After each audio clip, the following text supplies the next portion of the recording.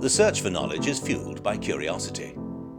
Curious minds explore and observe the natural world and collect objects and samples to investigate further, dissect, to examine their subjects up close.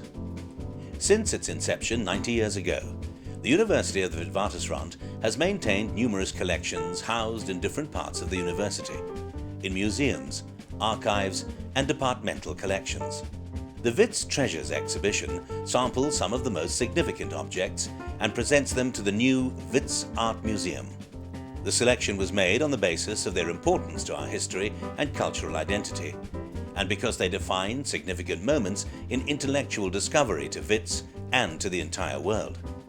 The Wits Art Museum is host to this exhibition Wits 90 Wits Treasures, which includes a large number of objects from museums and collections across campus. Each curator was asked to contribute objects, and we have a vast variety of different kinds of objects that are considered to be treasures in one way or another. It was a very interesting exercise to put it together because it raised a large number of issues that are issues that we should be debating around what constitutes treasures, how we understand the value of objects and the ways in which we conserve and preserve those objects. One of our great treasures at Wits is a book called the Nuremberg Chronicle. It is a list of events from Adam to the year before it was published in 1493. What part of its importance is in our history is that and why it's regarded as Africana is because Nuremberg helped fund a Portuguese expedition around Africa. But it's really well known for its illustrations. It was for many years one of the most profusely illustrated books in existence. There are about 18,000 illustrations, but they produced these by using they only had about 645 blocks. The large variety of these treasures invites debate and inspires further exploration beyond the boundaries of individual disciplines, creating opportunities for collaboration. On display we've got two sets from Adolf Ziegler, who's world famous for his wax models. The one is a set of chicken embryos showing the development of the chicken embryo, and the other is the set of a limpet. And when you look at them you think they're actually plastic, but when you realize that they're made of wax you realize what fantastic objects they are and what treasures they are.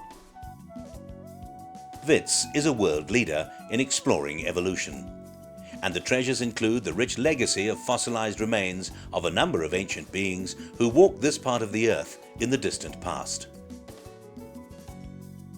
In terms of the treasures from the fossil record, we have chosen a number of fossils that span basically the entire existence of life on Earth, ranging from the Cambrian around 400 million years ago, where we've got some fossil ferns, moving on to the Permian, where we've got a mammal-like reptile. We have fossilized dinosaur eggs from the Jurassic period, that's around 190 million years ago. And then what people are particularly interested in are the human origins, early hominin, the famous Taungcha, the very first early hominin ever found, and then the world's most recent hominin, Australopithecus sediba, which is aged at around 2 million years. Also included are letters and notes from intellectuals who pursued freedom, whose writings and thoughts evoke a humanity that is universal. The Mandela handwritten notes from the Rivonia trial are extraordinary, and Wits is very lucky to have them. They were rescued by one of Mandela's lawyers. After the Rivonia trial, he left South Africa and went to Great Britain, and then brought them back after 1990. Essentially, it's the way he conceptualized what he was going to say in his own trial. And the very famous statement, "It's an ideal for which I'm prepared to die," it's actually how he conceptualized it. And what makes that piece of paper really interesting is that George Bezos says the part that was scratched out, he told Madiba to scratch it out, and that's why it reads so perfectly. But it's a really fabulous collection, and obviously irreplaceable, and you can't even put a value on it. The Sol Plaatje diary of the Siege of Mafeking is also an exceptional item. It was also outside of the country for decades and then came back and was given to Wits into our custody. Obviously, Wits doesn't really own any of these things, we're just custodians. But that diary is the only account by a black person of, a very important encounter and, the South African War. So it's very, very, very special. Then obviously there's Robert Sobukwe's letters. They came to us through Benjamin Pogrund. So a lot of the letters were written to Benji, but they're also letters to his family while he was on Robben Island, but also afterwards when he was moved to Kimberley, when he was put under house arrest. Some of the objects have a spiritual significance. San rock art is a tremendously rich cultural artifact and a very useful resource that enables archaeologists to get inside the minds of the now largely extinct southern San. These are not images of everyday life or of storytelling. These are private visions that individual healers and game shamans, rainmakers had of the spirit world, the world beyond the rock face, that they then fixed onto that rock face in paint for others to see.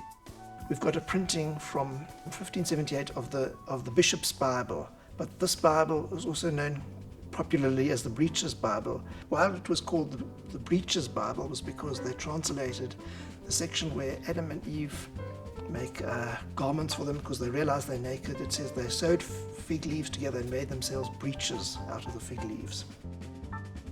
It is our responsibility really for future generations to make sure that these objects are cared for and that they are available to public view. So this in a sense is an initial attempt to bring all these objects together and to show the enormous riches that Wits has. The treasures represent evidence, case studies, points of debate, and are at the very root of the kind of critical inquiry which happens in a university environment. And this exhibition invites the public to accompany some of our most accomplished minds on journeys of discovery.